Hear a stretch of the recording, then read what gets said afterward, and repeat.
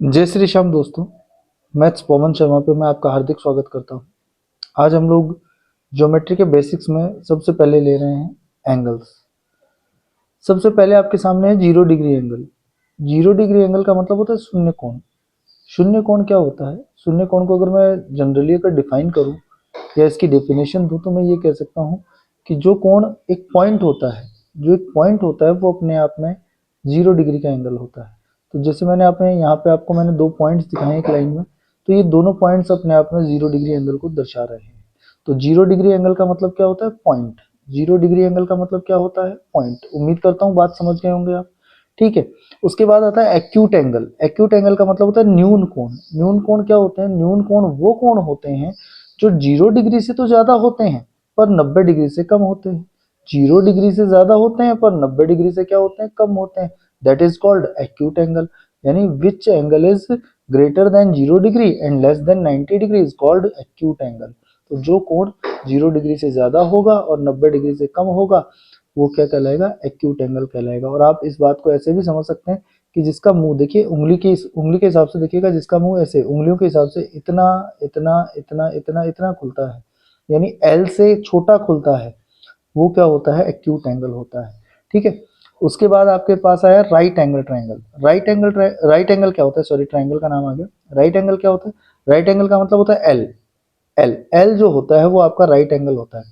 ठीक है। एल का मतलब 90 डिग्री का जो एंगल होता है उसको हम लोग राइट एंगल कहते हैं। अब अगर एल को आप पीछे की तरफ खींचेंगे, अगर एल को आप पीछे की तरफ खींचते हैं तो आपका बनता है ऑब्ट्यूज एंगल, यानी अधिक कोण त्रिभुज। अधिक कोण त्रिभुज का नाम आ रहा है बार बार। अधिक कोण बनता है। अधिक कोण क्या होता है? अधिक कोण वो होते हैं जो 90 डिग्री से ज्यादा होते हैं, यानी जिनमें खिंचाव 90 डिग्री से ज्यादा होता है और 180 डिग्री से कम होता है।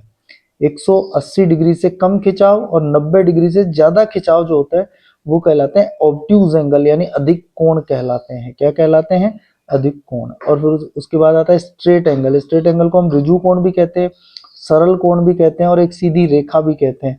यानी 180 डिग्री का जो एंगल होता है, 180 डिग्री का जो एंगल होता है उसे हम सरल कोण भी कहते हैं। ठीक है। उसके बाद कई बार बच्चों को कंफ्यूजन आता है रिफ्लेक्स एंगल क्या होता है, परिवर्ती कोण। रिफ्लेक्स एंगल का मतलब क्या होता है? परिवर्ती कोण। परिवर्ती कोण का मतलब क्या होता है कि तुम्हें पूरा करने वाला कोण कौन सा है, तुम्हें पूरा करने वाला कोण कौन सा है। जैसे मैं बोलूं 60 डिग्री, तो 60 डिग्री को पूरा करने वाला कोण, संपूर्ण करने वाला कोण कौन सा है? 300। यानी संपूर्ण कोण कितने होते हैं? अगर मैं आपसे बोलूं कि संपूर्ण कोणों का टोटल कितना होता है तो आप बोलोगे 360 डिग्री होता है हमेशा।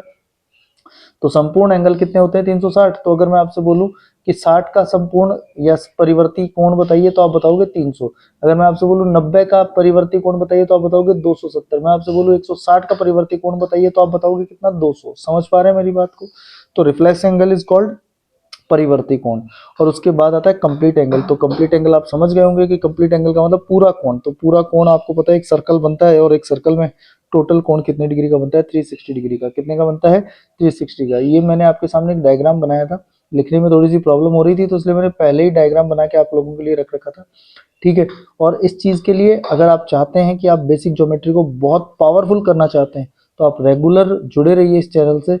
मैं आपकी बेसिक ज्योमेट्री इतनी खतरनाक कर दूंगा कि एसएससी सीजीएल मेंस तक के क्वेश्चन आप बहुत आराम से इजीली क्लियर कर पाएंगे। लेकिन उसके लिए बेसिक्स करना जरूरी है क्योंकि 15 मिनट में 25 क्वेश्चन का चैलेंज है अब। जय हिंद, जय भारत। मिलते हैं अगले वीडियो में।